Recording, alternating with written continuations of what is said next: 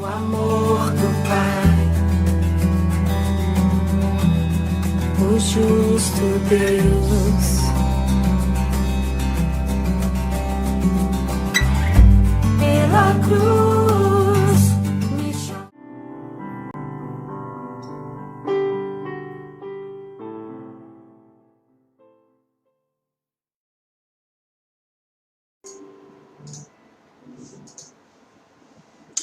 Boa noite, tudo na paz, tudo tranquilo. Estamos aí mais uma vez para louvar o Senhor, para agradecer pelas suas grandezas e com certeza Deus já está conosco, né? Então eu quero já agradecer a sua participação, o seu envolvimento, as suas orações. É isso que nos motiva, né? Toda manhã, toda noite, durante a semana, ter esse momento. E não só para você, que você possa ser esse evangelista nos dias atuais, compartilhar a palavra do Senhor e deixar que essa palavra, que é poderosa, ela é capaz de poder convencer qualquer pessoa, né? Então, nós vamos louvar a Deus, que você possa fechar os seus olhos, e vamos ter esse momento de agradecimento ao Senhor. Amém. Senhor, nós te louvamos, te damos graças, ó Deus, pela tua presença, que mais uma vez o Senhor esteja aqui, com cânticos, com alegria, com reconhecimento, com adoração, com gratidão, Senhor, que nós queremos oferecer a Ti todos os louvores, em todo tempo, Senhor, em qualquer momento da nossa vida, mostrando que a nossa alegria, e o Senhor é a nossa alegria. A nossa alegria não é circunstancial, ela independe do momento que nós vivemos, porque o Senhor é a alegria, e é o Senhor que é a nossa força. É o Senhor que é o grande presente que Deus nos deu para nos alegrar em qualquer momento da nossa vida. Que neste exato momento, talvez você, querido, que esteja só, você que talvez não tenha recebido uma visita de alguém próximo, que você que está no hospital, que entrou agora nesse exato momento, Deus vai falar com você. Você não está só. Deus está vendo a sua vida. Deus ouve o seu clamor, ainda que você não saiba nem que é uma oração.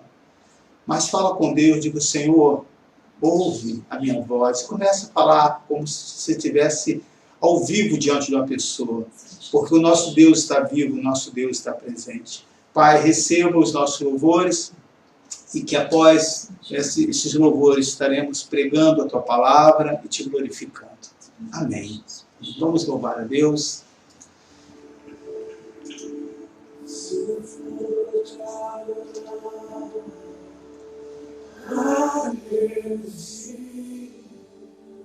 eu for para te servir, que eu estou aqui.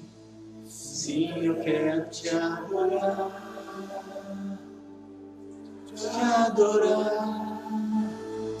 Senhor, estou aqui.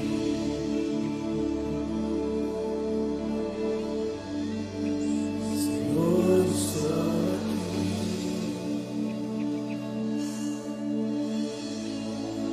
Senhor, estou aqui.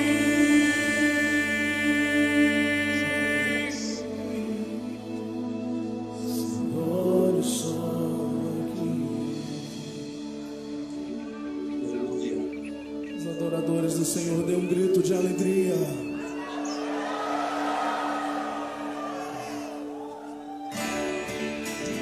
Ouve o Senhor.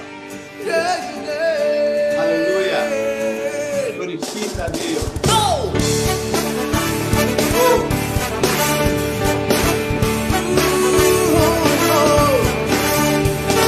Diante do trono, Senhor, quero levar minha oferta de amor.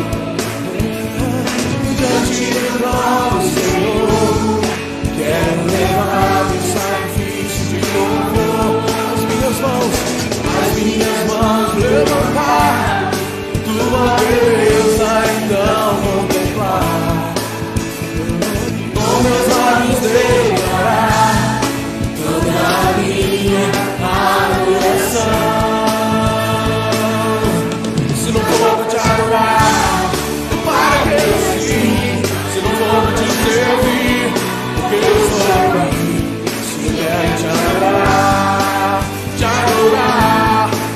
for pra te adorar, para que sim, se não for pra te servir, porque eu estou aqui. Se eu quero te adorar, Senhor, eu estou aqui. Yeah. Os justos saltam de alegria.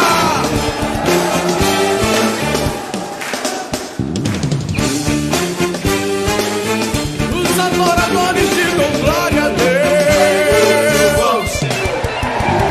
Diante do trono, Senhor, quero levar minha fé pra amor. Diante do trono, Senhor, quero levar meu sacrifício de louvor. As minhas mãos levantar, tua beleza então contemplar. Com os meus lábios declarar toda a minha adoração. Se não for te adorar, para que eu sim. Se não for te servir, porque estou aqui. Se eu quero te adorar, se não for pra te adorar, para que eu sim. Se não for pra te servir, porque estou aqui. Te adorar, Senhor, estou aqui.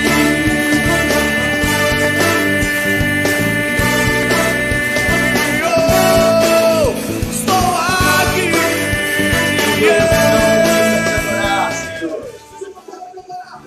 Estamos aqui para te glorificar, Deus.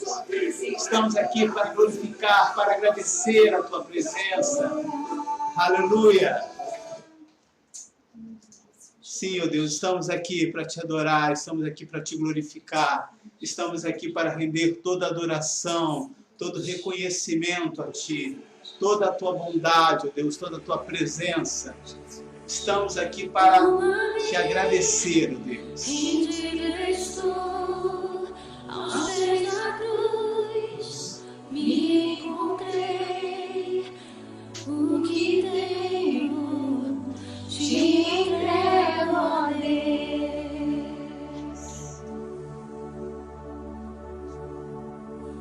Vem lá as minhas mãos, purificar meu coração, que eu ande em tudo que tu tens pra mim. Oh, eis-me aqui, rendido estou.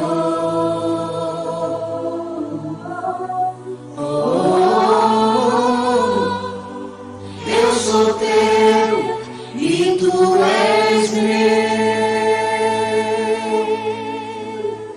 Jesus.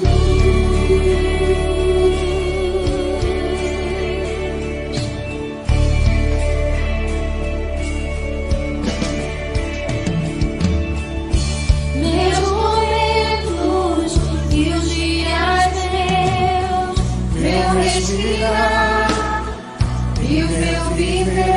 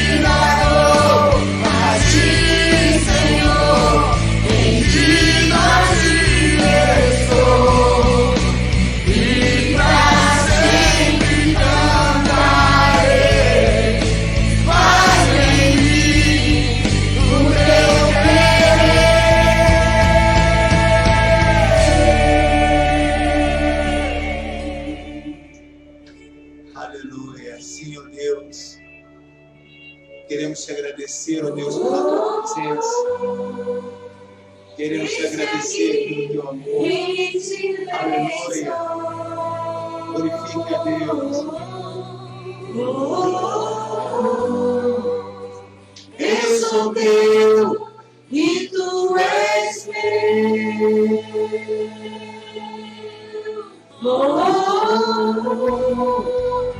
Desde aqui rendido estou.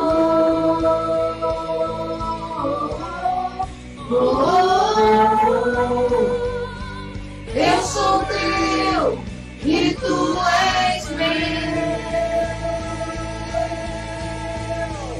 Minha vida dou a ti, Senhor. Rendido a ti estou, e pra sempre cantarei.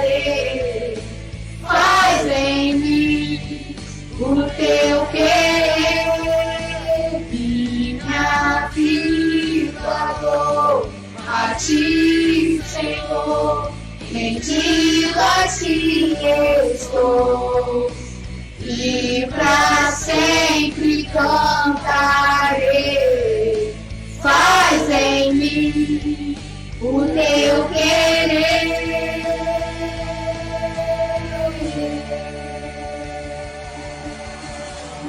Você pode glorificar a Deus na sua casa, você pode dizer obrigado, Deus, pela tua presença, obrigado pelo teu amor, obrigado pela tua fidelidade. Obrigado, Deus, por termos essa liberdade de poder te glorificar. Amém. Eu quero estar aqui lendo, né, o nome das pessoas. Já passou muitos aqui, né? Mas a Dayana, Deus abençoe. Deus abençoe a Graça Pimenta, ao Cláudio, a Cristina Meireles, a Marcele. Deus abençoe, querida. Quem mais está aqui? Francislane, Deus te abençoe. Deus abençoe o Ciro. Daniele Soares, Deus seja contigo. Ao Rodrigo Silva. A Daleia, Deus te abençoe, minha irmã. Ao Emilson Pereira, que está aqui, Deus abençoe. A Graça. Ao Francisco. A Fátima Araújo. Deus abençoe você, Kilber. Seja bem-vindo, meu irmão. Maria José da Costa, Deus abençoe. Quem mais está aqui? A Fabiana de Almeida, Deus abençoe. Ao João, Deus abençoe. Deus abençoe você, Michele, a Fabiana, a Edmara, a Patrícia Zeredo, ao Vladimir. Não sei se essa Fabiana já falei ou não, Fabiana de Almeida, ao Luiz Antônio, ao Duarte, ao Carlos Pimenta, a Lenir, a Ana Luísa, Deus seja contigo, querida, a Tamara, Deus te abençoe, Fabiana Ferreira, amém. Tem aqui a Regiane, que ainda não falei, Deus te abençoe, querida, ao Marcos Teixeira, Deus seja contigo.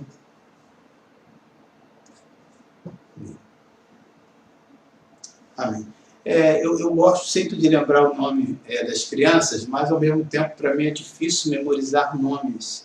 Então, assim, como seria importante você, mamãe, papai, que quando está escrevendo ali, seja bem-vindo, qualquer coisa, boa noite e tal, né?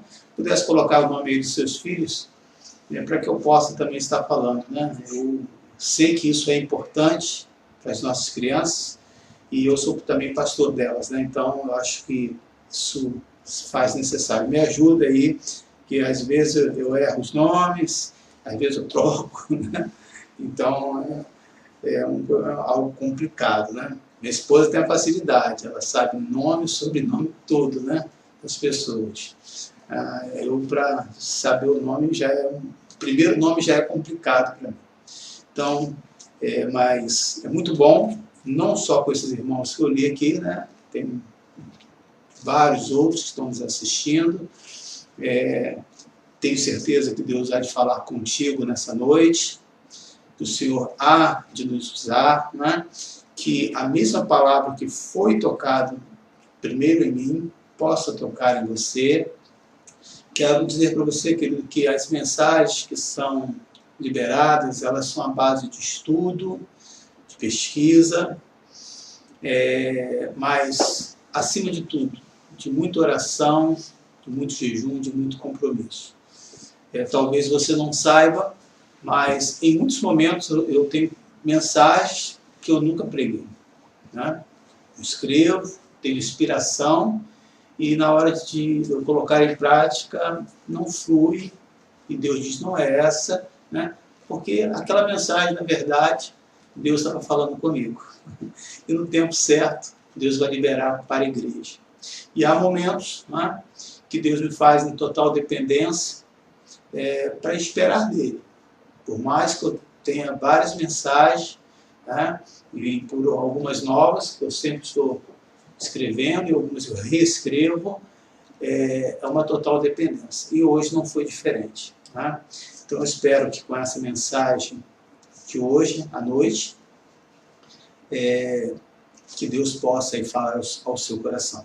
Quero só lembrar que amanhã nós estamos aí com o nosso período de oração, segunda e quarta-feira. O bispo Robson, numa reunião que nós tivemos agora, foi quinta-feira com os pastores,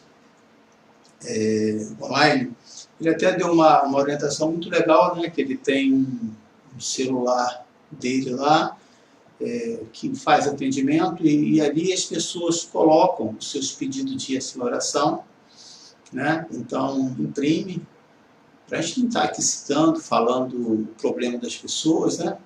E coloca numa cesta de oração. A gente não tem essa... A Nova Vida tem esse hábito, né? Eu que não tenho essa prática lá na Igreja do Coelho, mas eu tenho essa liberdade de fazer ou não, mas eu gosto mais de orar pessoalmente, né? Mas nessa situação que nós estamos agora, estou cogitando em ter esse grupo aí de oração, onde você pode colocar o seu nome, e aí vamos estar passando esse número aí para você, tá bom? De repente até o número da própria assistência social, né? Que nós temos, pode ser usado nesse momento, já que nós não estamos utilizando, né? Você coloca quem é você e qual o pedido de oração, a gente vai imprimir, colocar no papelzinho para não estar aqui falando, né, especificamente a pessoa, mas tem alguns que dão essa liberdade, então a gente vai e aí fala, né?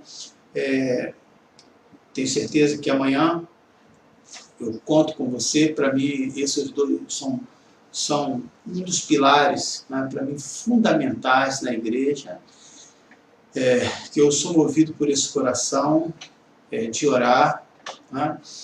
Porém, cada um tem a sua maneira, tem, né, seu particular muito específico, né? Então, Deus fala comigo, né, de maneiras muito pessoal, em lugares que talvez você nem possa imaginar.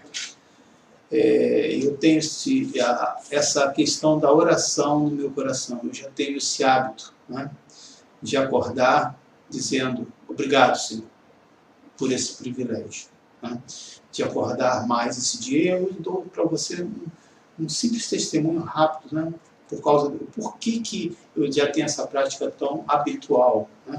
Primeira coisa, quando eu abro meus olhos, eu digo assim, obrigado, né?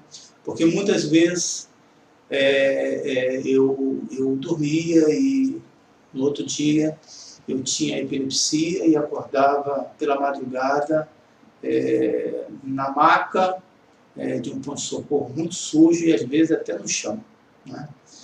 Todo machucado, todo ferido, e nem sabia o que tinha acontecido comigo, né?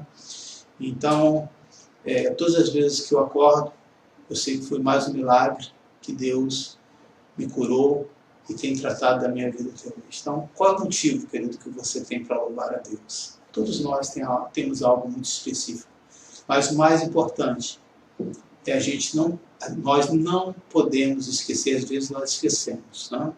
E aí aquilo que é um milagre, vira uma rotina, e aí passa, em vez de ser um agradecimento, passa a ser uma murmuração da sua vida. Então, que você possa refletir e ser esse homem, essa mulher que dê louvores ao Senhor. Às segunda e quarta-feira teremos aí nosso momento de oração. Terça e sexta estudo, domingo também. Sábado sim, sábado não, nós temos um estudo bem específico para os nossos jovens. E durante a semana estamos gravando com cada grupos afim das nossas crianças, pré-adolescentes, para que você possa interagir. Então, você se informe, querido, para que você possa, mamãe, papai, participar durante a semana conosco também. A semana foi gravada na sexta, então eu não sei se será gravado na sexta novamente, mas possivelmente está tudo aí indicado, né? Aqueles irmãos que são dizimistas, que são ofertantes, que possam colocar, tem ali a conta da igreja, então, e aqueles que têm encontrado essa dificuldade, de segunda e quinta e sexta-feira estamos lá na igreja, de 8 até as 14 horas, fazendo todos os atendimentos, preparando a cesta básica, socorrendo algumas pessoas, todos chegam lá com máscara, não pode chegar todos na mesma hora, né? Você sabe disso, mas estamos dando assistência. Hoje pela manhã, os músicos, aqueles que puderam estar hoje, porque foi um pedido que eu fiz ao diácono João ontem, 5 da hora, senti esse desejo, né? E eu falei, faz o contato com aquelas pessoas que possam ir. Então, se de repente você foi avisado em cima da hora e não deu, não fique chateado com o diácono João, foi um pedido meu, daquilo que Deus tocou no meu coração. Então, aqueles irmãos estiveram hoje, fizeram um louvor excelente e nos edificou muito. Muito obrigado. E aí o diácono João passou ali, filmou, para que vocês possam ver que esse dinheiro que você coloca para a cesta básica, de fato, eles têm sido revestido em compra e algumas vezes até em remédio que nós não temos lá, né? Nós somos uma igreja que prestamos conta daquele recurso que entra, porque eu entendo que o seu dízimo é fruto do seu trabalho, você ralou, você gastou horas, e você está dando uma parte dessa para Deus e entregando ao pastor, que é o responsável, né? Então, administrar isso não é só uma coisa que é de Deus, eu não tenho que te dar satisfação, tenho sim, né? Então, é importante, a Igreja Nova Vida ela tem essa prática, por isso que ela é tão respeitada e há tanto esse zelo, né, que as pessoas têm com os nossos pastores. Então, todos os dízimos e a oferta, querido, existe um custo fixo, e você sabe disso, né? Tem despesas que oscilam naquele mês, se precisou comprar, não, tem outros que não tem como você correr, não é diferente da nossa igreja, tá? Existem alguns irmãos que estão desempregados, né? Então com isso a receita baixa, mas as despesas permanecem. Então a sua fidelidade é que nos ajuda a participar. Então, caso você não seja cristão e queira colaborar, está aí o número da conta, e se você quiser fazer uma visita e saber aonde está sendo aplicado, será bem-vindo. Durante a semana, por enquanto, nós estamos abrindo de 8 até as 14 horas, segunda e sexta-feira, tá ok? Então, que Deus abençoe a todos, e muito obrigado aí pelo seu compromisso, pela sua fidelidade. Em breve, nós estaremos voltando, né, com um trabalho social que tanto arde no nosso coração, e por essa prática que hoje nós estamos conseguindo dar assistência a várias pessoas. Só quero lembrar aos irmãos que não enviem ninguém lá para a igreja pedindo cesta básica, porque nós não liberamos, tá? O que nós fazemos, nós damos uma assistência à igreja, né, aqueles que são da igreja e aqueles também que não são. Nós entendemos que a igreja do Senhor, primeiramente, né, tem um compromisso de abençoar o seu povo, sim, mas nós também, Deus nos dá em abundância para que possamos abençoar aqueles que não são da nossa igreja, ou que são de outras, ou até que não são cristãos, né? Essa compaixão com o próximo. Então eu quero deixar isso bem claro para você. Porém, não envie pessoa lá aleatoriamente. Por quê? Porque em muitos casos as pessoas pegam essas cestas e que às vezes não precisam e vão vender para gastar em droga, em coisas assim. Você pode achar que não, mas nós que já estamos muito tempo nessa caminhada, de fato isso acontece, é real. Né? E há outros que dizem assim, eu tenho, né, mas vou pegar um aqui que pode ser, né, que falte alguma coisa. A Bíblia nos ensina que o maná não é para ser guardado, porque nós precisamos aprender a viver na dependência do Senhor a cada dia. Então fica essa palavra. Se tem alguém que é um vizinho, alguém que você sabe de fato que é necessitado, né, e se tiver esse recurso lá, essa cesta básica, prontamente você, sendo membro, vai levar, e nós nos alegramos muito, porque a maior alegria, né, que a Bíblia diz, não é de receber, é de você ter para dar. Que Deus abençoe a todos. Vamos, nesse exato momento, meditar na palavra, mas vamos fazer uma oração.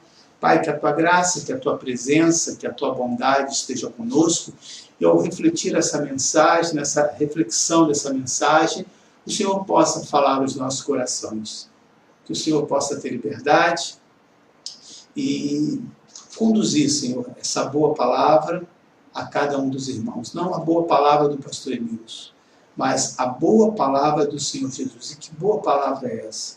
É essa palavra viva, Senhor.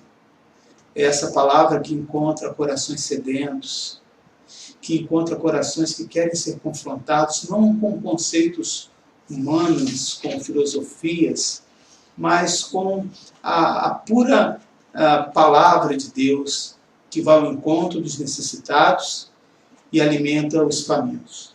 Nós fazemos essa oração em teu nome, Jesus. Amém. Vamos ao momento agora da palavra.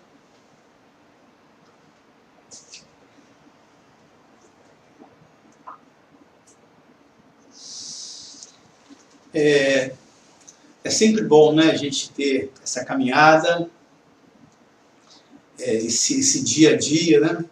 E eu sempre, quando eu saio para ir a algum lugar, eu procuro saber a história, porque as pessoas fazem aquele trabalho.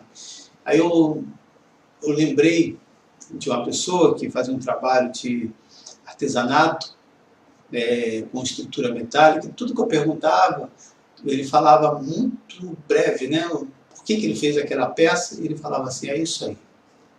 E aí perguntava um negócio, o senhor mora aqui há muito tempo? Não, estou aqui morando já há 4 anos, é isso aí. E sabe que esse negócio pega? Eu saí de lá falando, é isso aí. Então, meu irmão, é isso aí. Deus tem uma mensagem para você nessa noite. Um amigo, querido atleta, me disse que mesmo os que participam de competição, bem treinados, preparados, têm os seus limites. E conversando com alguns médicos dessa área e com alguns profissionais, eles falam a mesma coisa. Uma prova, querido, com um percurso muito puxado, um atleta inexperiente, ele pode levá-lo a não terminar aquela prova, né, por total exaustão, por mais que ele queira. Então, disse essa pessoa para mim, a disciplina para o atleta é tudo. E aí eu peguei essa palavra e, em cima disso, eu pensei sobre alguns textos bíblicos, né? E eu li uma reportagem em 2016 falando sobre a Olimpíada do Rio, onde quase 1/3 da delegação brasileira eram militares, né? Das 3 Forças Armadas. E ali tinha 145 sargentos atletas. E por que foi criado esse trabalho? Né? Para preparar para uma Olimpíada que tem entre eles. Né? E aí, nessa Olimpíada de 2016, que aconteceu aqui no Rio, falando isso, querido, eu não estou querendo aqui... Há pessoas que não gostam de polícia, de militar, não é essa a questão. O que eu quero trabalhar aqui é o conceito de disciplina, tá bom? E isso foi uma coluna que foi escrita por uma revista secular, tá bom?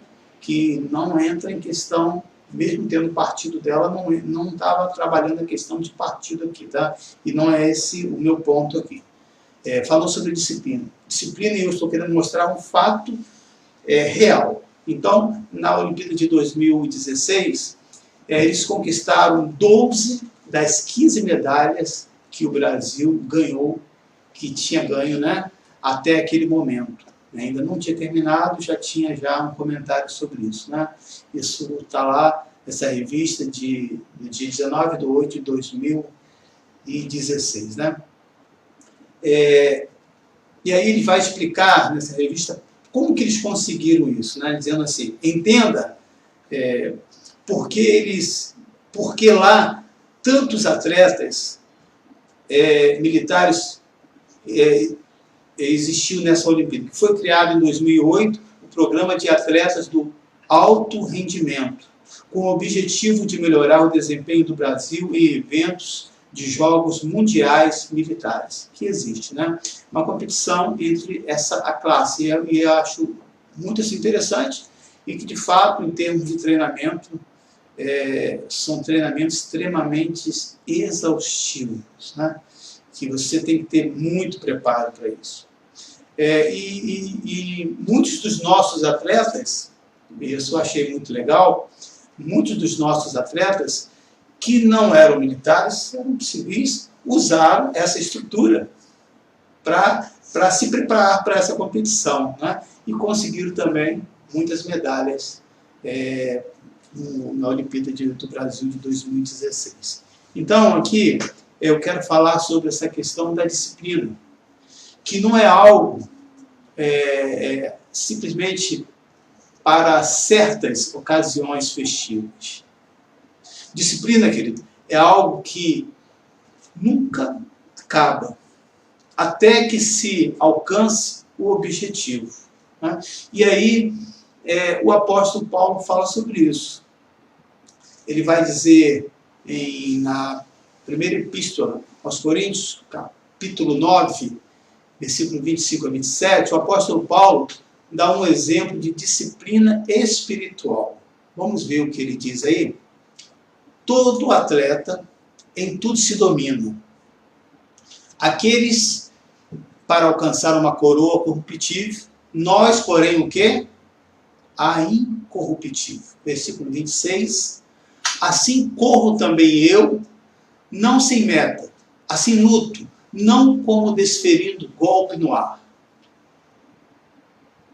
mas esmurro o meu corpo e o reduzo à escravidão, para que, tendo pregado a outros, não venha eu mesmo a ser o quê? Desqualificado.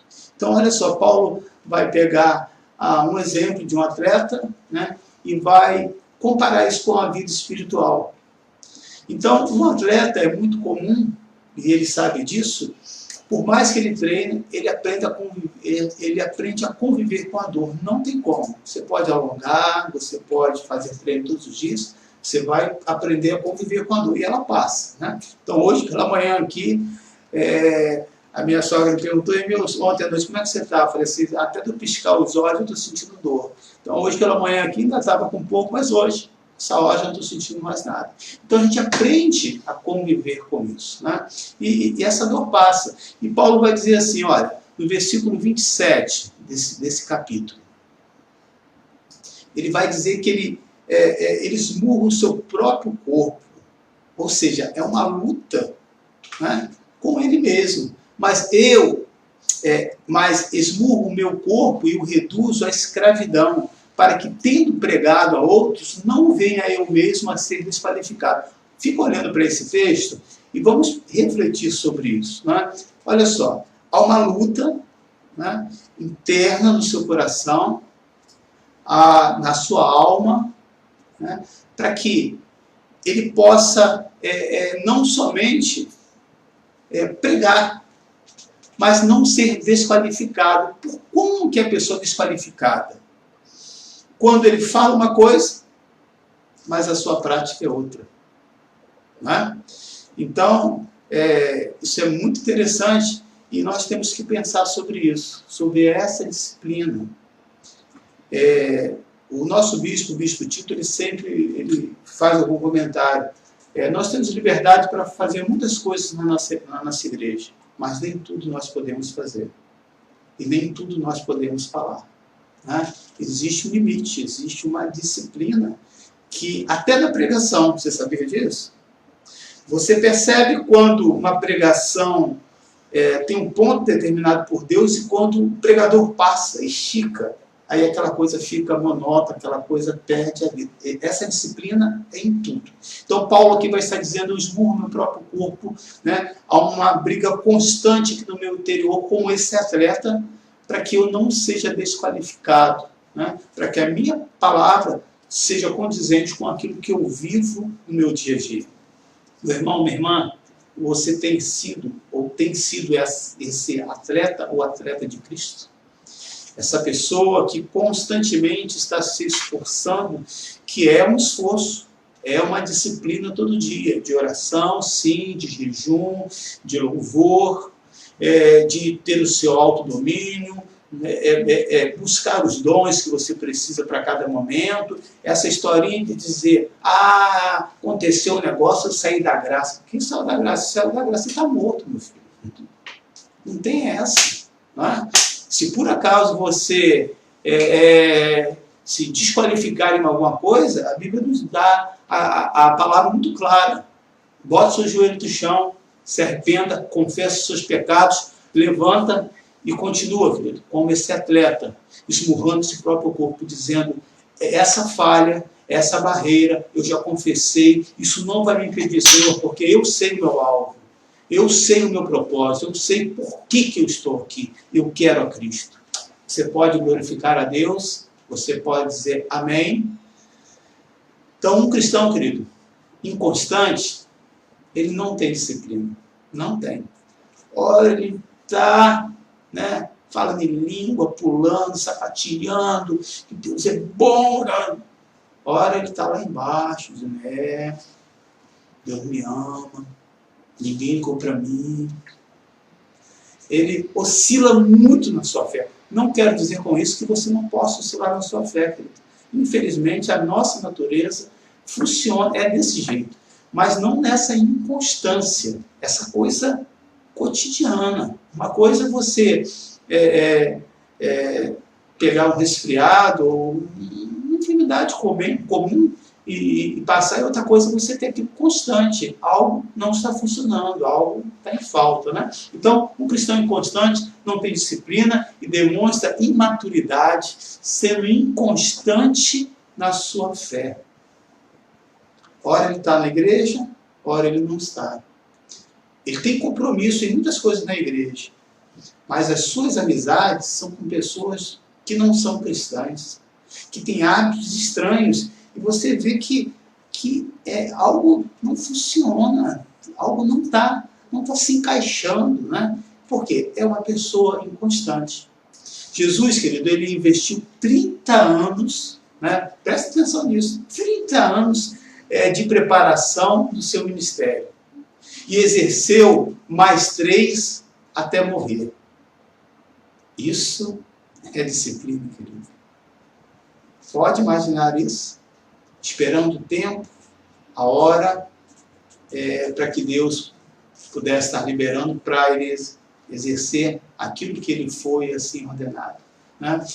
No livro de Salmos 145, versículo 2, vai dizer também isso: o rei Davi, embora muito ocupado em guerra e em governar o seu país, ele vai afirmar: todos os dias te bendirei e louvarei o quê? O teu nome para todo o sempre. Olha que tinha uma agenda muito ocupada, que todos os problemas terminavam diante do rei para resolver, e mesmo assim ele falava isso: todos os dias te bendirei e louvarei o teu nome para todo o sempre. Não era às vezes, Senhor, quando tiver um tempo, quando eu não estiver cansado, né? No período da pandemia eu vou te louvar, e quando acabar? Pensa sobre isso, né? Essa disciplina que hoje, o fato de estar em casa está te ajudando a você ler a palavra, buscar a palavra, participar do estudo, isso é uma disciplina. Né? E essa disciplina Deus quer que você permaneça, porque isso traz crescimento. Né? Isso engrandece o nome do Senhor e é um crescimento na sua vida. Jesus fala também na parábola do juiz iníquo o dever de orar sempre, sem nunca esmorecer. E aí a gente pode pegar aí no livro de Lucas, capítulo 18, veja o que vai dizer aí no versículo 1 ao versículo 8. Disse-lhe Jesus uma parábola sobre o dever de orar sempre e nunca o quê? Esmorecer. Havia uma certa cidade um juiz que não temia a Deus, nem respeitava homem algum. Havia também naquela mesma cidade uma viúva que vinha ter com ele dizendo: julga minha causa contra o meu adversário. Ele, porém, algum tempo não a quis atender, mas depois disse consigo: bem que não temo a Deus e nem respeito a homem algum. Todavia, como essa viúva me importuna, julgarei a sua causa para não suceder que por fim venha molestar-me. Então disse o Senhor: considerai o que diz esse juiz, o quê? Iníquo.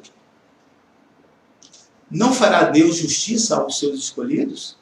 Que a ele clama dia e noite, embora pareça o quê? Demorado em defendê-los.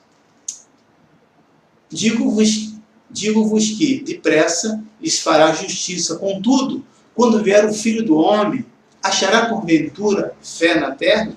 Amém. Então, veja, querido, como que essa disciplina ela é fundamental e que Deus busca e pede isso de nós. Né? Pelo fato daquela mulher pedir e orar e ouvir o não logo de cara, né? E de a pessoa nem dar conta daquela situação, isso é uma parábola, ela não deixou de continuar insistindo. Assim também somos nós. Se uma pessoa iníqua que não estava nem aí para uma pessoa necessitada, sentiu incomodado e resolveu aquela questão, imagina o nosso Deus, que não é iníquo, ele é santo, e não se sente incomodado com as nossas petições. Porém, querido, ele pede algo de você, disciplina. Não desista, porque não saiu do seu jeito ou no tempo que você assim gostaria. Deixa eu ver onde estou. A mesma situação também aconteceu com Daniel, que 3 vezes por dia se punha de joelhos e orava e dava graças diante do Senhor, seu Deus. Está lá em Daniel 6, versículo 10. Daniel, pois, quando soube que a Escritura estava assinada, nós já fizemos um estudo sobre isso, entrou à sua casa em cima no seu quarto, onde havia janelas abertas do lado de Jerusalém. 3 vezes por dia, o que ele fazia? Se punha de joelho e orava, e o que mais? E dava graça diante do seu Deus, como de costume. Amém. Então, o que nós podemos ver, querido, nesse texto, a disciplina, o autocontrole, e olha que a situação que ele estava passando não era uma situação boa, não. Era uma situação que viria perseguição, em que havia já uma sentença de morte ao qual ele estaria incluso. Mesmo assim, ele não deixou de orar, porque ele sabia que se Deus não fizesse alguma coisa, quem iria ajudá-lo? Então, a importância de você ter essa autodisciplina, de ser essa pessoa que mantém o foco, né? Que não desiste. E a maioria das batalhas, ela acontece aqui na sua mente. Você está cansado, você não vai conseguir, você está muito ocupado. Deus entende, sabe? Essas vozes, elas não deixam de ser ditas na nossa mente, né? E há todo um ataque mesmo, espiritual. Você precisa entender isso. Que as coisas espirituais, elas são reais e existem. Não são teorias. E você precisa viver esse cristianismo. Então, vamos entrar no texto agora que é 1 Samuel, capítulo 30. Hoje pela manhã, vamos pegar o versículo 10. Então, essa semana, tanto de manhã quanto à noite, eu estou contando um pouquinho a história de Davi, né?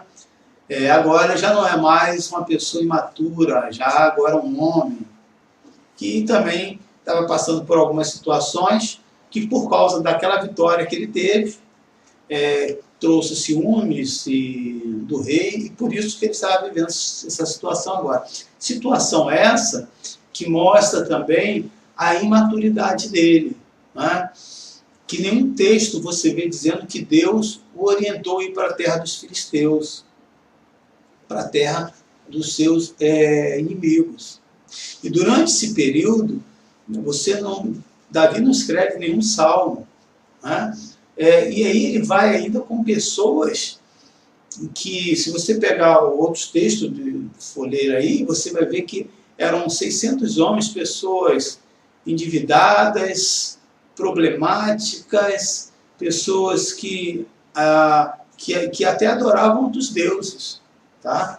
Então ele tinha ali 600 homens, que era uma bomba que qualquer hora podia explodir. Então Deus vai pegar um caos, uma situação que ele sofre a primeira derrota na vida dele, né, onde é saqueada a cidade, onde ele estava, e foram levados todos os bens e as famílias de todos aqueles homens, né? Então essa é a história. Então os soldados de Davi, querido, demonstraram essa autodisciplina, depois de ter muito choro, depois de ter acusação, né? Eles se aquietaram. Por que esses homens que choravam até não ter mais forças começaram a acusar a Davi? Você está dizendo agora, pastor, que ele teve autodisciplina. Porque Davi fez algo muito interessante. Diz que a partir do momento que ele entrou no santuário do Senhor, a partir do momento que ele entrou na presença de Deus, né? E aí esses soldados mudaram aquela postura. Veja a importância de você, como servo de Deus, né, ter essa autodisciplina.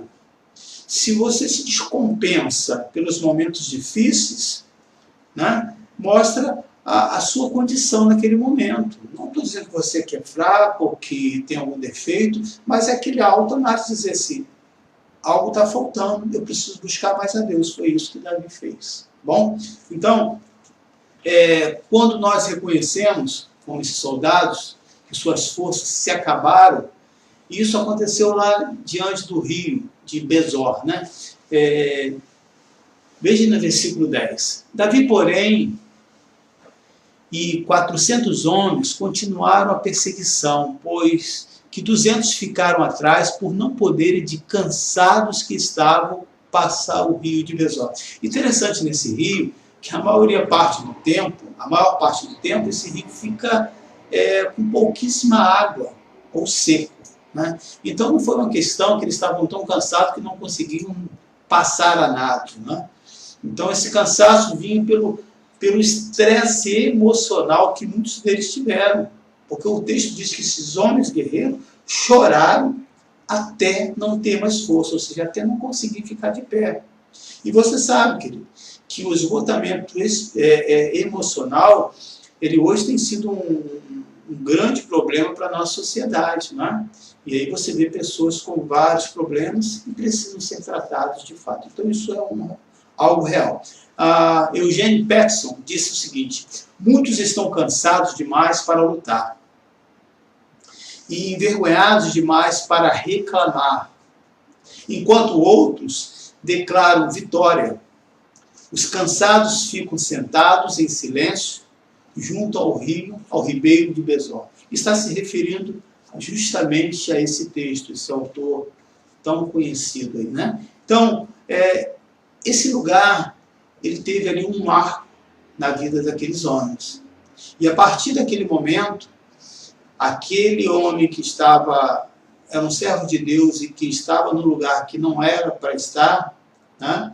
Porque fugindo da presença do rei Saul, ele vai para esse lugar, e nesse lugar ele começa a mentir, ele começa a enganar um rei que deu apoio para ele permanecer naquele lugar, e ele apresentava relatórios diferentes, mas dentro daquele ambiente ele se tornava um traidor daquele rei que tinha dado apoio para ele. Então, só para você entender a situação. Mas a partir desse momento, desse caos, esse homem muda a sua postura e mais à frente ele vai ser consagrado rei. Tá? Então, o que nós podemos tirar disso?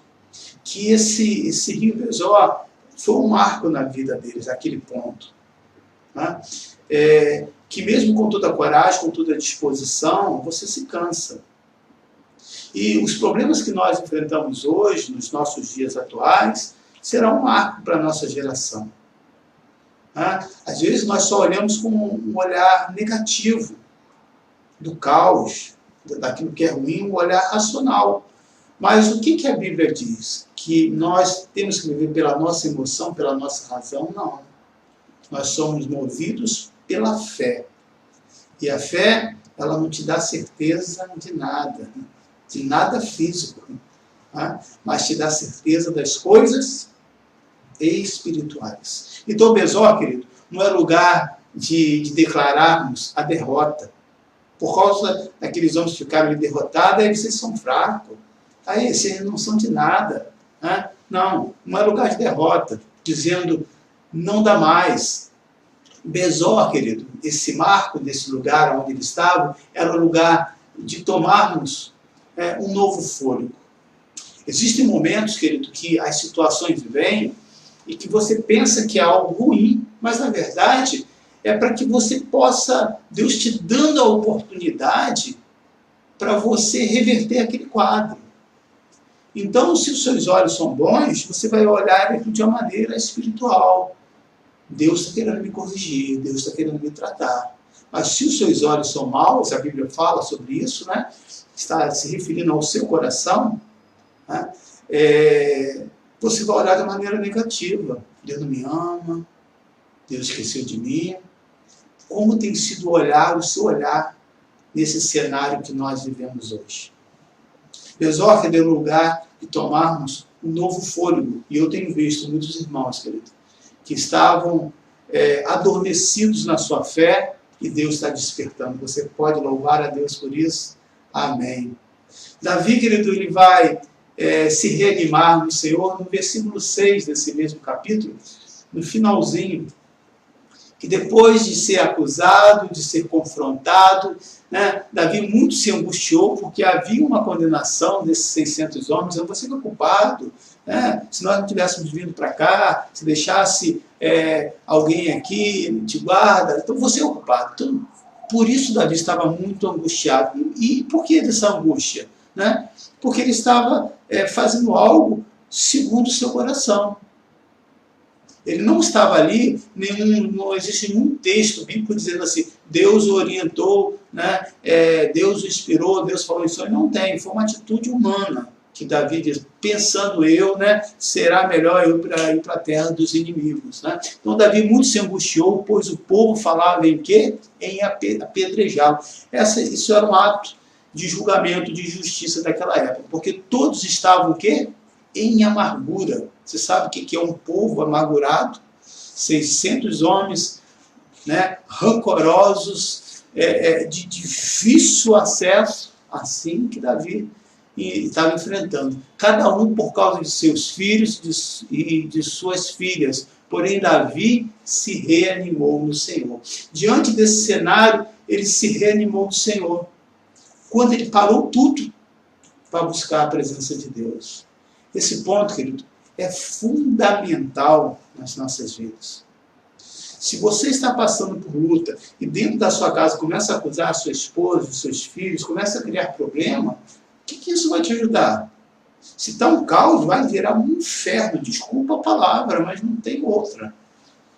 Qual é o momento dessa hora? Nessa hora de você buscar o Senhor. Senhor, me ajude a compreender esse homem cabeça dura, essa mulher, né, que pega pesado comigo, esses filhos que só a misericórdia, Senhor. Né? Você que não valorizava o trabalho das professoras, você vai valorizar muito mais quando seus filhos voltar para a sala de aula, né? Então você está ali, sentindo a situação que é. De que maneira você vai conseguir controlar isso? Buscando o Senhor. Davi dá esse exemplo, que mesmo que em momento de caos, querido, em momentos tão difíceis, quando nós buscamos ao Senhor, Ele nos dá uma orientação, e a orientação que Davi pede é a seguinte, né? Veja um homem que tinha atitudes, que tinha prática, que sabia o que fazer, ele sabia o que fazer, estava no sangue dele, era um guerreiro, vou caçar esses caras todos e vou matar, é simples assim. Mas ele vai buscar o Senhor e ele faz segundo a oração, né? Persigo essas pessoas ou não? Olha só. Ô Davi, você não sabe o que tem que fazer? Se você não fizer isso, se você não matar esses camaradas, 600 homens vão te matar. Mas ele esqueceu de tudo. E disse, o que o Senhor falar é o que eu vou fazer. E ele esperou e Deus falou com ele. Persegue, você terá a vitória.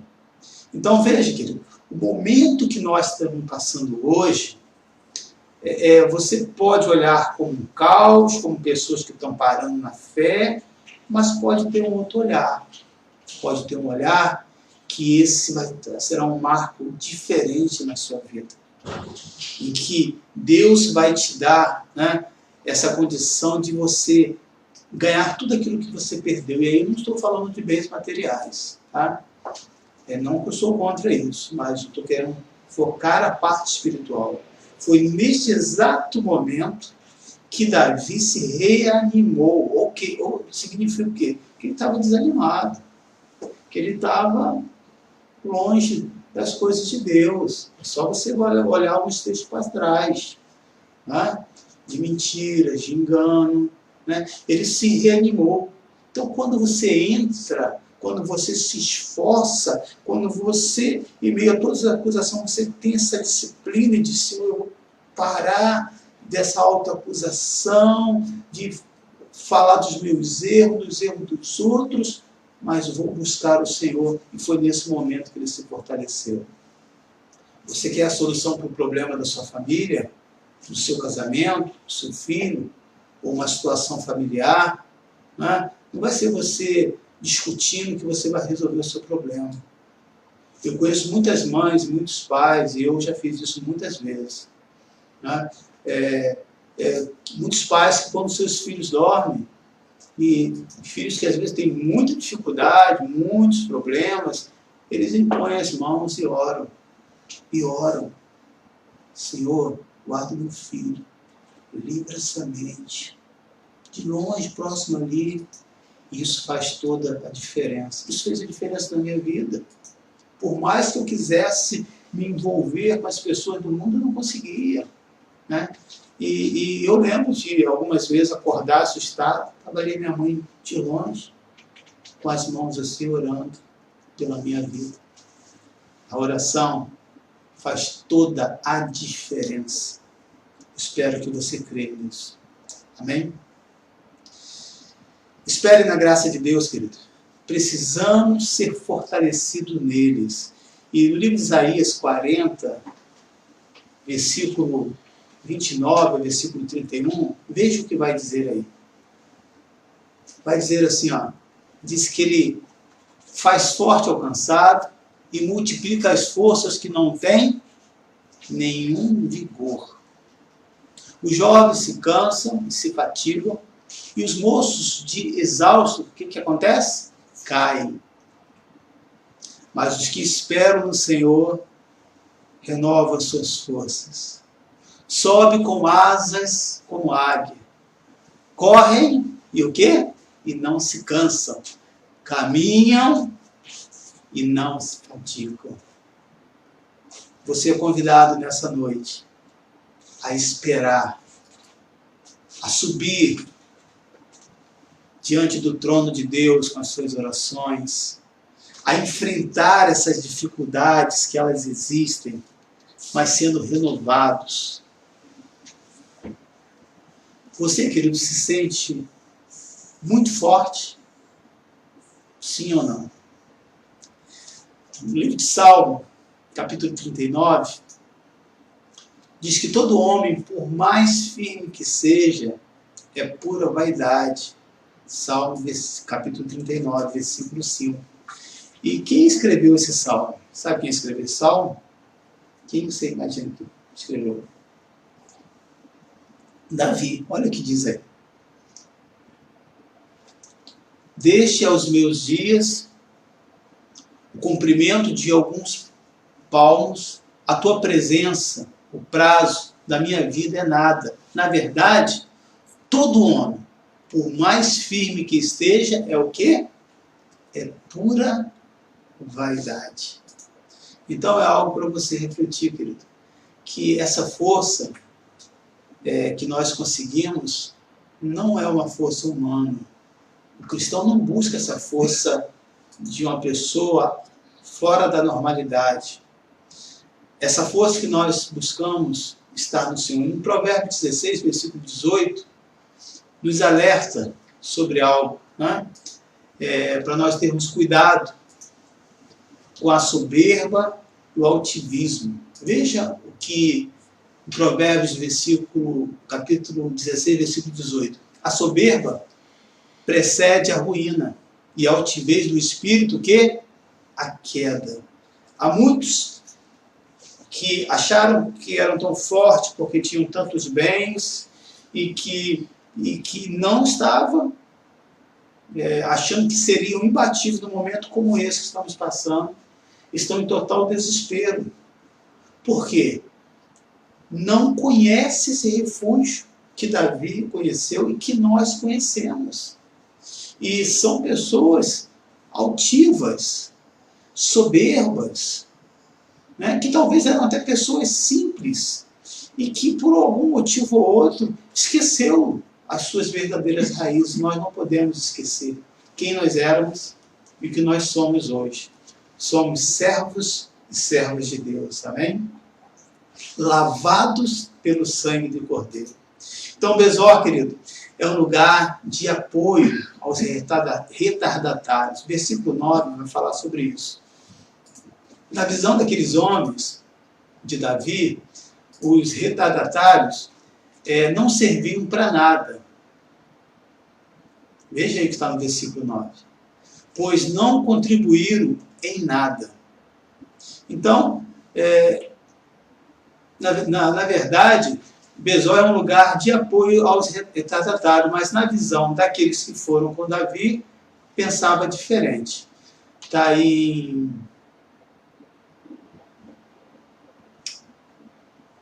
em 1 Samuel 30, versículo 9.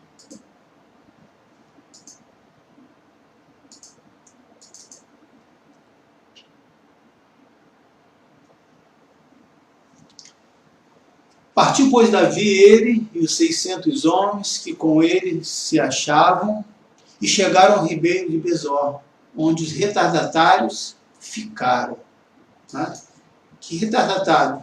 Um grupo de 600, à medida dessa caminhada, eles foram andando, e alguns homens foram se distanciando, pelo cansaço físico, pelo esgotamento emocional, pelo lugar que poderia, nesse tempo, estar frio ou calor. Eu não fiz essa pesquisa, então não vou falar sobre isso, mas por questões de recurso mesmo, porque eles estavam sem água, né? Eles estavam sem comida, eles estavam sem nada, né? Porque tudo do lugar onde eles habitavam foram saqueados no momento que eles estavam fora. Então, na visão dos homens de Davi, os retardatários que ficaram não serviam para nada, pois não contribuíram em nada para aquilo que nós vamos ver na frente. Os 400 que seguiram com Davi, além do ribeiro de Besor, tentaram punir aqueles 200 retardatários que ficaram, que não conseguiram prosseguir devido ao seu cansaço. O versículo 22 fala sobre isso. Então todos os maus e filhos de Bilial, né? E aí pesquisa para saber o que é filhos de Bilial, que aí você vai entender que grupo é esse que estava com Davi, né? Dentre os homens que tinham ido com Davi, responderam e disseram: Ó, só por essa atitude você já pode entender. Visto que não foram conosco, não lhes daremos do despojo que salvamos. Cada um, porém, leve sua mulher e seus filhos e se vai embora. Né? Ou seja, esses camaradas são fracos. Não foram para a batalha conosco. Não é justo. Mas, já levando seus filhos e as suas esposas, já estão no lucro. Né? Então, essa é uma visão que é racional.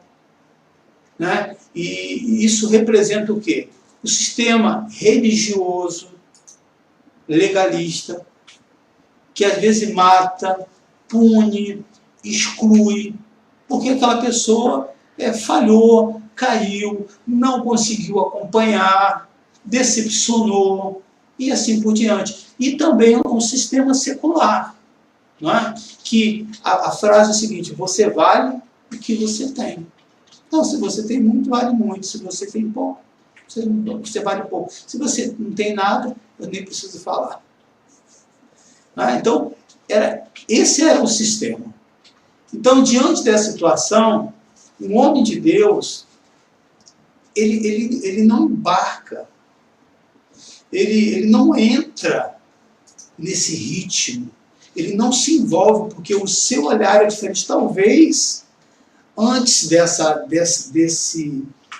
situação que aconteceu com eles, de toda a sua cidade ser saqueada e todos os bens de Davi ser tirados e todas as suas famílias, ele nunca tinha passado por derrota. Né? Talvez o seu olhar fosse assim altivo, e não é à toa que lá no Salmo 39 vai dizer assim: todo homem, por mais firme que seja, é pura vaidade. Né? Então, ele vai mostrando que aquela situação trouxe uma grande aplicação, um grande ensinamento para a sua vida dele. Né? Então, quinta-feira nós trabalhamos e falamos do grupo dos homens, e eu estou sentindo a falta de muitos homens do grupo. Né? Quero convidar para que vocês estejam conosco nessa quinta-feira, às 20h30. Então, veja essa situação aqui. Né? Diante desse quadro, eles ficam nesse conflito e eles vão reagir de uma maneira contrária. Né? Então, nós falamos na quinta-feira a seguinte questão: né? Qual as mudanças que vai existir após a pós-pandemia? Né? Então, nós tratamos mais ou menos sobre essa questão. Diante desse quadro, né, qual deveria ser a atitude? Davi poderia continuar com as mesmas práticas que ele vinha antes, ou poderia seguir em frente segundo o propósito de Deus. Por ele ter entrado na presença de Deus, por ele se conscientizar, por ele se reanimar no Senhor, né, ele voltou a ter os princípios quais? Os princípios de Deus, os princípios cristãos, os princípios que Deus espera de quem? De todos nós. Então, veja bem, querido, os 400 que seguiram com Davi, além do ribeiro de Besor, tentavam punir os 200, que não conseguiram prosseguir devido ao seu cansaço. 1 Samuel, capítulo 30, versículo 22. Então todos os maus, os filhos de Belial, dentre os homens que tinham ido com Davi, né, responderam e disseram: visto que não foram conosco, não lhe daremos do despojo que salvamos. Cada um, porém, leve as suas mulheres, seus filhos, e se vai embora, né, desapareça da minha frente. Né? Então, Davi, querido, felizmente, não pensava dessa maneira. E aí vamos ver no versículo 21 qual era a visão de Davi. E tinha uma visão diferente. Né? Ele recebeu com paz, cordialmente, essas pessoas, antes mesmo de saber o que esses 400 homens pensavam. Né? Porque o texto do pensamento desses homens estava no versículo 22. Ó. Chegando Davi aos 200 homens, que de cansados que estavam, que não puderam seguir, ficaram no ribeiro de Besor. Esses saíram ao encontro de Davi e do povo que com eles vinha. Davi, aproximando-se destes, o saudou o quê? Cordialmente. Davi não era aquele líder punitivo. Ele entendeu que aqueles homens chegaram ao seu limite. E todos nós. Há coisas na nossa vida, querido, que elas são tão sintomáticas que, com o passar do tempo, há um esgotamento e que, às vezes, não é questão de que você quer, não. Você acha que aqueles 200 homens não queriam prosseguir para buscar suas famílias? Sim, porque diz o texto que eles choraram até não ter mais forças. Então, mostra que eles chegaram no limite. E, pelo menos, eles tiveram a coragem de, o que eu falei hoje pela manhã, de dizer, não, olha, não dá para a gente. Se a gente for, a gente não vai atrapalhar vocês. Mas eles tiveram uma função, eles não ficaram ali à toa. E esses 400 homens estavam reclamando de algo que esses homens não ficaram ali parados, eles ficaram cuidando dos materiais, né, dos seus despojos, daquilo que eles tinham, né? Porque saquearam toda a sua cidade, mas eles estavam longe. Então, nesse momento que eles estavam longe, estavam com seus animais, estavam com a sua bagagem, aquilo que eles estavam fora da cidade, ficaram com esses 200 homens ali e eles foram sem levar nada para justamente ir em busca daquilo que eles tinham perdido. Ok? Até aí, beleza? Então, Davi, felizmente, não pensava como eles, né? E aí ele recebe essas pessoas cordialmente. Aí no versículo 23 ao versículo 25, Davi sabia que a sua vitória vinha de quem? Vinha do Senhor. Olha só o que ele vai dizer aí. Porém Davi disse, não fareis assim, irmãos meus, com o que nos deu o Senhor, que nos guardou, entregou às nossas mãos o bando que contra nós vinha. Quem vos daria ouvidos nisso? Por qual é a parte dos que desceram a peleja, tal será a parte dos que ficaram com a bagagem, e receberão o quê? Partes iguais. E assim, desde aquele dia em diante, foi isso estabelecido por estatuto e direito em Israel até o dia de hoje. Veja, querido, aquelas pessoas não tinham condições de prosseguir para guerrear, mas ficaram na fileira de trás, não é? Para ser tratado, para adquirir força. E vou dizer para você, quando eles voltaram com tudo aquilo que eles conquistaram de novo, deles e mais alguma coisa, aqueles 200 homens que ficaram, na verdade, que tiveram força para levar tudo aquilo ali. Mas naquele período que eles ficaram parados, eles estavam guardando as bagagens daqueles 400 homens que foram, né? Então, quando você prossegue em uma caminhada ou em algo com menos peso, é mais fácil para você chegar até o final da caminhada com mais força, né? É simples, você pega um quilo de alimento, você segura na mão, por um segundo é fácil, mas fica segurando esse mesmo quilo por 10 minutos. E assim vai se multiplicando e cada vez mais difícil fica, né? Então, Davi, querido, tinha uma poderosa visão da graça de Deus. No versículo 11, no versículo 16, nós vamos encontrar isso justamente quando ele entrou e se refugiou no Senhor. Ó, acharam no campo um homem egípcio, e o trouxeram a Davi, e deram-lhe pão, e comeu, e deram-lhe a beber água. Deram-lhe também um pedaço de pasta de figo seco e 2 cachos de passas, e comeu e recobrou. Então o alento, pois havia 3 dias e 3 noites que não comia pão e nem bebia o quê? Água. Então lhe perguntou Davi, de quem és tu e de onde vens? Respondeu o moço egípcio, sou servo de um amalequita, ou seja, um escravo. E meu senhor me deixou aqui porque adoeci há 3 dias. Nós demos com ímpeto. Aí ele começa a contar, né? Porque em gratidão, aquilo que ele recebeu, ele começa a contar.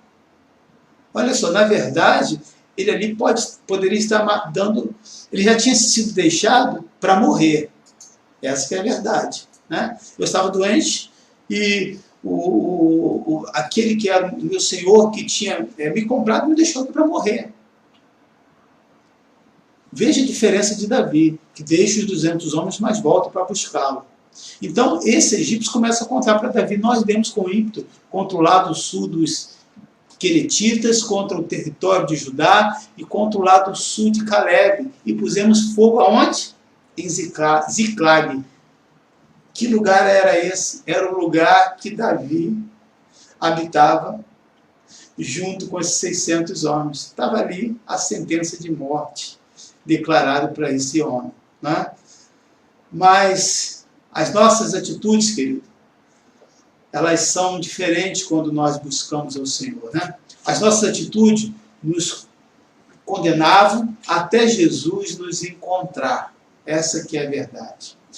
E foi a mesma situação. Davi aqui vai tipificar, né, o Senhor Jesus. Davi também teve compaixão desse egípcio.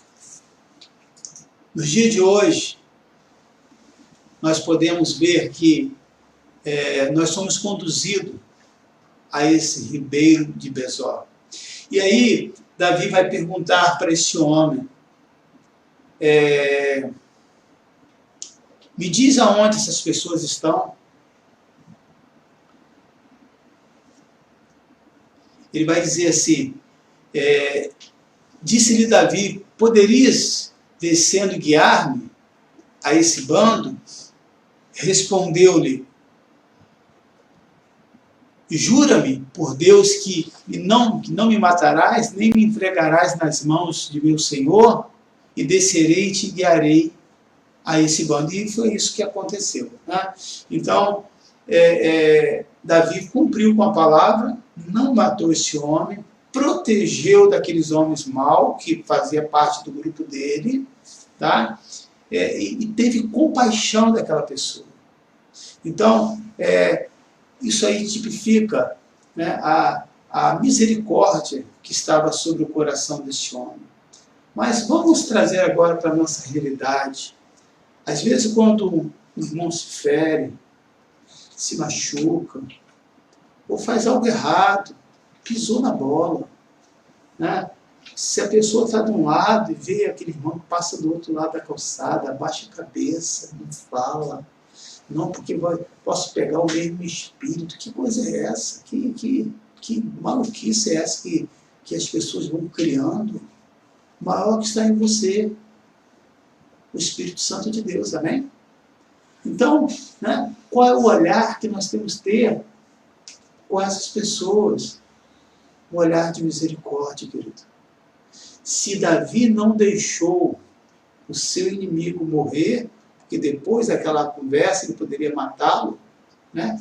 Olha o que ele fez: ele cuidou das feridas, ele protegeu aquele homem e deu uma segunda chance.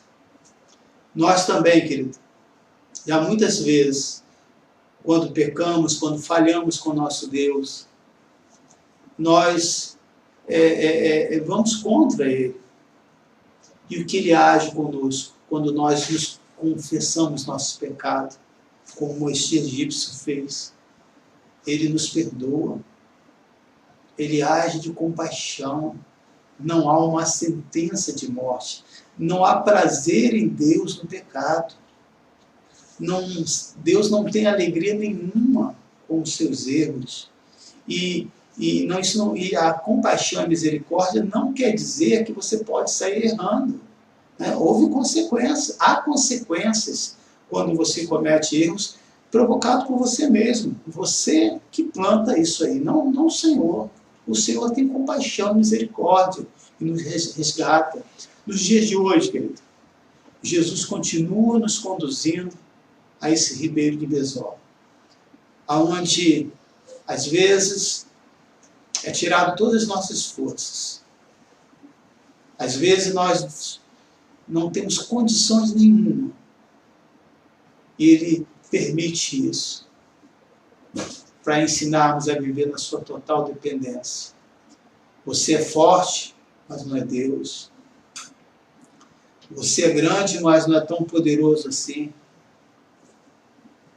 Será que muitas situações que hoje estamos enfrentando não têm a permissão de Deus para despertar o seu povo que estava longe? E talvez eu não tenha essa responsabilidade, essa parcela nisso, né? Davi, quando ele se refugiou no Senhor, ele entendeu que ele era responsável não por questão de estratégia de guerra, mas porque ele estava no lugar errado e sem a permissão de Deus. Esse é o ponto fundamental dessa mensagem, né? E que esse ribeiro de Besor é um grande marco, que até os grandes guerreiros, os grandes homens de Deus, mulheres, pessoas que são íntegras, se cansam. Às vezes, a vida perde o sentido para eles.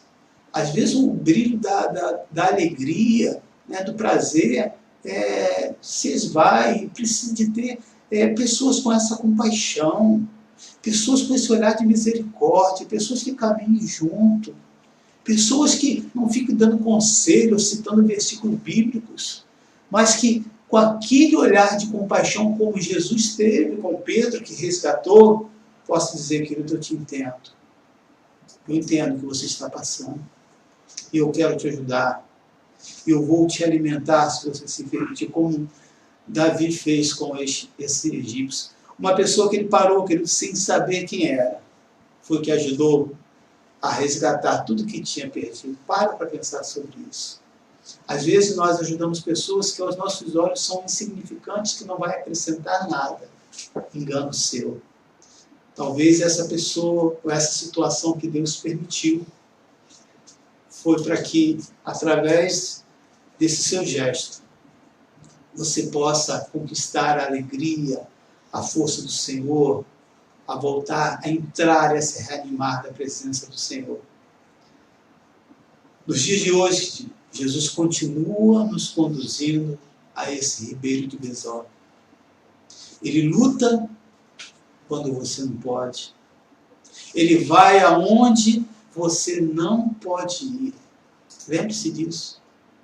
Ele não se decepciona quando você fica cansado. Mas isso não quer dizer que você não tem que fazer com aquilo que o apóstolo Paulo fez. É uma disciplina, né? É um esforço muitas das vezes. Você acha que é fácil para eu estar aqui pregando para você? Em muitos momentos é uma luta, é uma guerra, é um confronto pessoal, né? Nem todos os dias eu quero pregar, nem todos os dias eu quero orar, nem todos os dias. Tem dias que eu não quero fazer nada, né? Mas existe uma disciplina que eu sei que se faz necessário, né? Então, Jesus não se decepciona quando nós ficamos cansados. Ele continua chamando os cansados de Besor. Em Mateus capítulo 11, versículo 8 a versículo 30, ele vai dizer assim: vinde a mim, os cansados e oprimidos. Vinde a mim a todos que estáis cansados e sobrecarregados, e eu o quê? Vos aliviarei. Tomai sobre vós o meu jugo e aprendei de mim, porque sou o quê? Manso e humilde de coração, e achareis descanso para a vossa alma. Porque o meu jugo é o quê? É suave, e o meu fardo é leve. Quem são, querido, essas pessoas? São pessoas boas, são pessoas tementes a Deus, são pessoas que marcharam com muita determinação, porém, se esgotaram espiritualmente. As suas forças se perderam por decepção, por acreditar em pessoas que falharam, por falar algo em particular, e isso veio ao público, por se decepcionar consigo mesmo, talvez por uma questão da própria família. Há um esgotamento, querido. Quantos momentos, né, eu vejo pastores e eu me sinto assim também. E se eu não tiver essa autodisciplina em buscar essa força, querido, não é fácil. Deixa eu te contar aqui. Nem sempre Todos os meus treinos são fáceis. Às vezes eu começo com uma preguiça, com desânimo, mas à medida que eu vou caminhando, que eu vou me aquecendo, né, existe essa força, esse ânimo, esse vigor. Paulo fala sobre isso. Assim como um atleta, ele também esmurra o seu próprio corpo para não ser desqualificado. E essa disciplina você precisa buscar no Senhor. Quem são essas pessoas? São pessoas, queridos, que talvez não sejam cristãs. Talvez você que está me ouvindo agora, que foi convidado, que essa live vai ser compartilhada com você. Você está cansado da vida, né? Criou seus filhos, talvez esteja aposentado, diz, não tem mais nada, perdeu o ânimo, perdeu a graça da vida para mim, perdeu a alegria. Não perdeu, querido. Você pode voltar a se reanimar e se fortalecer no Senhor. Você que está no leito do hospital, que talvez está vivendo esse tempo tão difícil agora por uma outra enfermidade, né? E eu sei o que é ficar no hospital, a angústia que é ficar naquele ambiente. Os profissionais que trabalham ali, querido, é porque tem um chamado, é um sacerdócio para mim, a função de um enfermeiro, de um médico, de um arqueiro, de aquele que trabalha nessa ambulância. É um chamado muito especial mesmo de Deus. Porque o ambiente é pesado, é um ambiente de dor, é um ambiente de sofrimento, queridos. Então, Deus pode renovar as suas forças. Você que está me ouvindo, você não está só. Existem pessoas que estão orando por você, você vai sair dessa. Mas se você se entregar, nenhum remédio vai fazer efeito. Se você desistir, quem vai conseguir te resgatar, querido? Você precisa se reanimar como Davi. Se um guerreiro se desanima, se um guerreiro desiste, se um guerreiro fica prostrado, por que você não ficaria? Mas assim como Davi conseguiu encontrar forças quando ele buscou o seu Deus, você pode nessa noite encontrar essa força buscando o seu Deus. Seja qual for, querido, a razão. Né? Toda igreja, família, tem uma cota de pessoas, querido, que desanimaram pelo seu cansaço, e eu quero orar por você. Eu quero orar por você. E no final, eu gostaria que colocasse aquela música Não Pare. Que você possa caminhar, né? Porque Jesus está no barco. Eu quero orar por você. E eu entendo mesmo, é aquilo que você está passando. Ou, se não está passando, glória a Deus por isso. Mas, algum tempo da sua vida, você passou por essa situação. Algum momento da sua vida, você passou por esse momento. O cantor é Samuel, não é esse aí não. Eu quero orar por você. Eu quero pedir a Deus, querido, que Deus fortaleça a sua vida. E se você está reanimado no Senhor, aleluia, que tenha compaixão, que tenha misericórdia, que possa fazer como Davi. Se eu tenho, eu estou aqui bem, glória a Deus, a minha família está bem. Não. Há quantas pessoas que eu sei que hoje, nesse exato momento, estão infectados com esse vírus. Talvez você conhece alguém. Eu tenho aqui informação do filho da irmã Fátima Borges, né? Eu tenho alguns primos em Minas que estão hospitalizados. Será que você não conhece alguém? Pastor, graças a Deus, ninguém na minha família está assim. Como assim, querido? Agradecer a Deus. Graças a Deus. Não é esse o termo que você tem que dizer. Dizer, Senhor, graças a Deus por o Senhor ter me dado autoridade para eu ter compaixão daqueles que nesse exato momento estão enfermos, independente se sejam da minha família ou não. Eles precisam da sua misericórdia. Davi olhou para aquele egípcio e a primeira coisa que ele fez é ter compaixão daquela pessoa.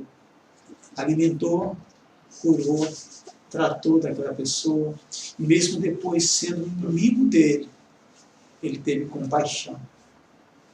Que assim seja, nós cristãos. Eu quero que você, se tem nome, se você está lembrando de alguém, eu quero que você feche os seus olhos, eu quero que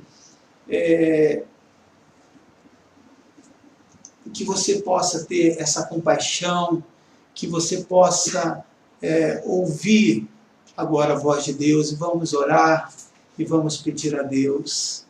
Pai, nesse exato momento, eu quero pedir a Tua graça, a Tua misericórdia, eu quero pedir a Tua presença, eu quero pedir a Tua bondade, ó Deus, sobre cada uma dessas pessoas que estão enfermas, cada uma dessas pessoas, ó Deus, que estão em situações complicadas, e que infelizmente em muitos lugares estão confundindo saúde com política, não estão tendo um olhar de misericórdia para aqueles que menos têm.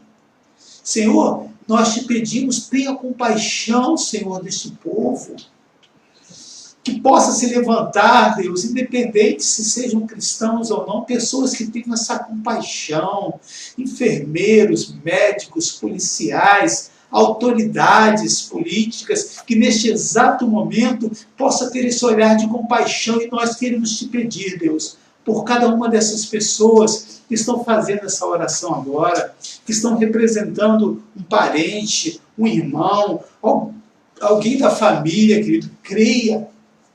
Se Davi, ao se refugiar no Senhor, Deus deu uma direção para ele, Deus há também de ter compaixão das nossas famílias, dos nossos irmãos, dos nossos amigos, dos nossos vizinhos, quer eles sejam cristãos ou não, nós temos que ter esse olhar de compaixão. Esse é o olhar, querido, que resgata as pessoas para o cristianismo.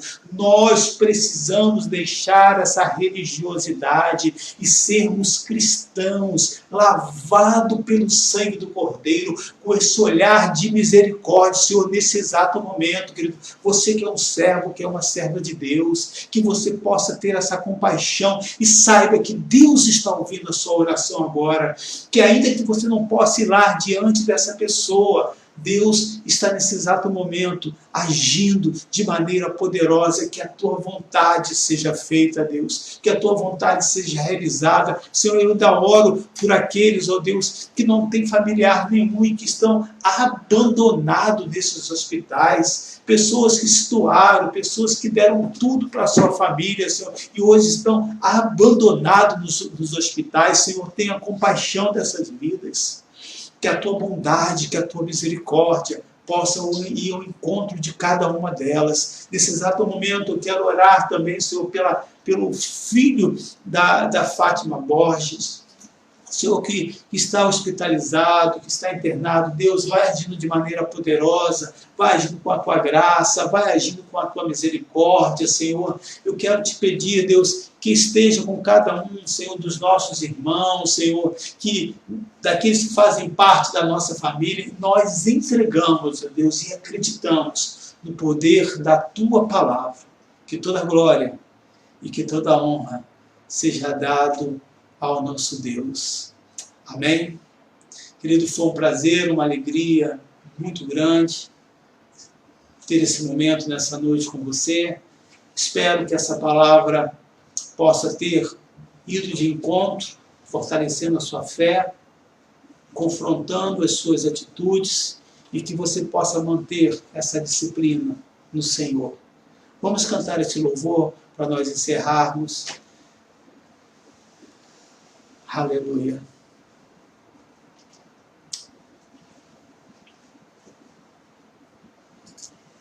Obrigado, Senhor, pela tua presença.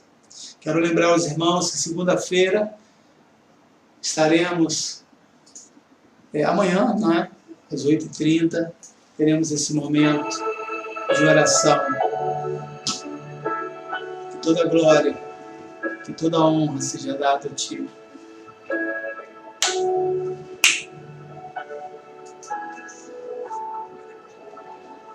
Não abandone o barco,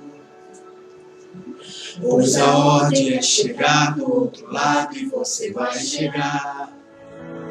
Creia nisso, querido. Não abandone o barco, pois esse seu deserto vai servir de testemunho para levantar alguém de novo. Ele vai restaurar alguém de novo e vai ressuscitar os sonhos de alguém de novo. Você não vai parar, você não vai parar, pois a ordem é chegar do outro lado e você vai chegar. Você não vai parar, você não vai parar, você não vai parar. Eu sou Jesus, o Nazareno, e já dei ordem pra acalmar o mar. Você não vai parar.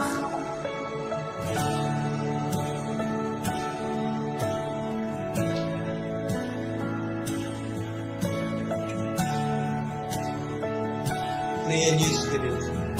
Há uma ordem dada do Senhor para você.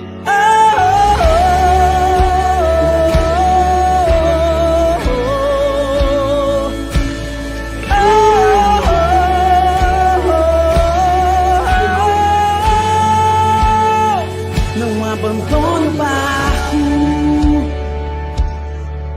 pois a ordem é chegar do outro lado e você vai chegar.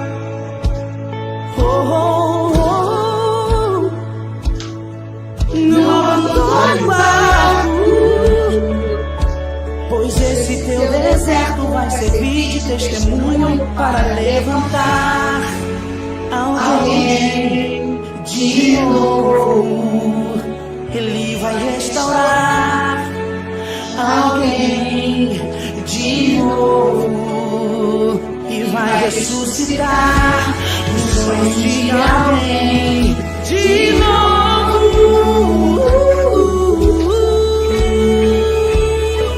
Você não vai parar,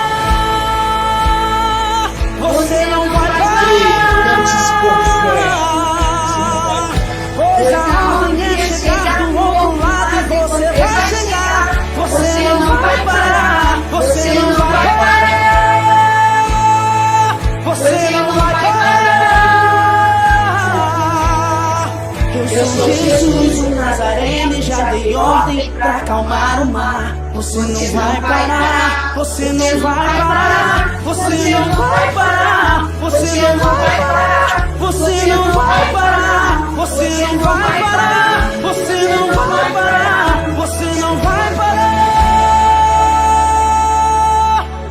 Eu sou Jesus, o Nazareno, e já dei ordem pra acalmar o mar. Você não vai.